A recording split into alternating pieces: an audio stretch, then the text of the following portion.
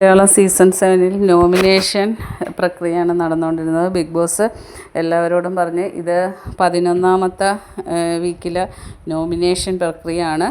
നിങ്ങളെല്ലാവരും ടോപ്പ് 10 എത്തിയിരിക്കുകയാണ്. എന്നിട്ട് ബിഗ് ബോസ് പറഞ്ഞു 3 ആഴ്ചകൾക്കപ്പുറം ഗ്രാൻഡ് ഫിനാലെ എന്ന സ്വപ്നവേദിയാണ്. ഈ ഷോയോടും പ്രേക്ഷകരോടും നീതി പുലർത്തി അർഹരായവർ കപ്പുയർത്തട്ടെ എന്ന് ബിഗ് ബോസ് പറയുന്നുണ്ടായിരുന്നു. എന്നിട്ട് അനീഷിനെ കൺഫെഷൻ റൂമിലോട്ട് നോമിനേഷൻ ചെയ്യാൻ വിളിക്കുന്നു. അനീഷ് ചെയ്തത് ഷാനവാസിനെയും നൂറയുമാണ്. അനീഷ് ഷാനവാസിൽ പറഞ്ഞത് സ്ത്രീകളെ എടി പൊടിയെന്ന് വിളിക്കുന്നു. പിന്നെ അനീഷിനെ കള്ളത്തരം പൊളിച്ച് കാണിക്കുമെന്ന് എപ്പോഴും പറയുന്നു. അത് പിന്നെ നൂറ ഇപ്പോൾ ഒരു ആക്റ്റീവ് അല്ലാതെ കളിക്കുന്നു, അതാണ് കാരണം പറഞ്ഞത്.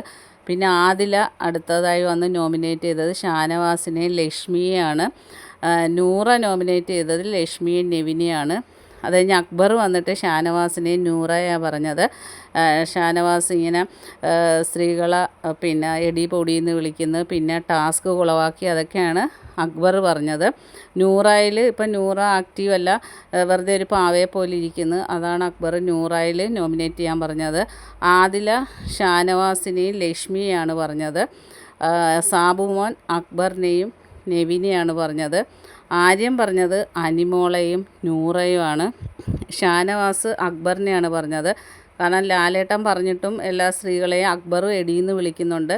പിന്നെ ആര്യനെയാണ് നോമിനേറ്റ് ചെയ്തത്, ഭയങ്കര ഡബിൾ മീനിങ് പറയുന്നെന്ന്.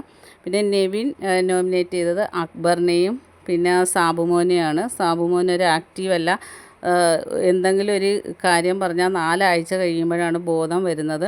ഇനിയിപ്പോൾ ഫിനാലേക്ക് 4 ആഴ്ചയേ ഉള്ളൂ. അപ്പോഴത്തേക്കും ഇന്ന് എന്തെങ്കിലും പറഞ്ഞാൽ ഫിനാലെ കഴിയുമ്പോഴേ ബോധം വീഴുള്ളൂ, അതുകൊണ്ട് ഇവിടെ നിൽക്കാൻ യോഗ്യനല്ല എന്ന് പറഞ്ഞ്. ലക്ഷ്മി പറഞ്ഞത് ആദിലയാണ്. അനീഷിനെ ഓരോന്ന് ചെയ്ത് പ്രൊവോക്ക് ചെയ്ത കാര്യവും. പിന്നെ അക്ബറിനെയാണ് ലക്ഷ്മി നോമിനേറ്റ് ചെയ്തത്. അനുമോൾ ആര്യനെയാണ്, പിന്നെ നെവിനെയും. ചുമ്മാ ദേഹത്ത് തൊടുന്നെന്നാണ് പറഞ്ഞത്. അപ്പം തന്നെ ആര്യൻ ദേഹത്ത് തൊട്ട്. ഇവർക്ക് ഓപ്പൺ നോമിനേഷനായിരുന്നു, കാരണം ക്യാപ്റ്റൻസി ടാസ്ക് പൂർത്തിയായിട്ടില്ലല്ലോ, അതുകൊണ്ട് അനുമോൾക്കും ആര്യനും സാബുമോനും ഓപ്പൺ നോമിനേഷനായിരുന്നു. അപ്പോൾ സാബുമോൻ വന്ന് നോമിനേറ്റ് ചെയ്തത് പിന്നെ അക്ബറിനെയും നെവിനെയാണ്. അനുമോൾ നോമിനേറ്റ് ചെയ്തത് ആര്യനെയും നെവിനെയും. ആര്യൻ നോമിനേറ്റ് ചെയ്തത് അനുമോളെയും നൂറയാണ്. ഷാനവാസിന് വോട്ട് കിട്ടിയിരിക്കുന്നത് 3 വോട്ട്, നൂറയ്ക്ക് 3 വോട്ട്, ലക്ഷ്മിക്ക് 2 വോട്ട്, നെവിന് 3 വോട്ട്, ആര്യന് 2 വോട്ട്. ആദിലയ്ക്കും സാബുമോനും അനുമോൾക്കും ഓരോ വോട്ട്, അക്ബറിന് 4 വോട്ട്. ഇതിൽ ഷാനവാസും നൂറ, ലക്ഷ്മി, നെവിൻ, അക്ബർ ഇവരാണ് ഈ പ്രാവശ്യം നോമിനേഷൻ ലിസ്റ്റിലേക്ക് വന്നിരിക്കുന്നത്.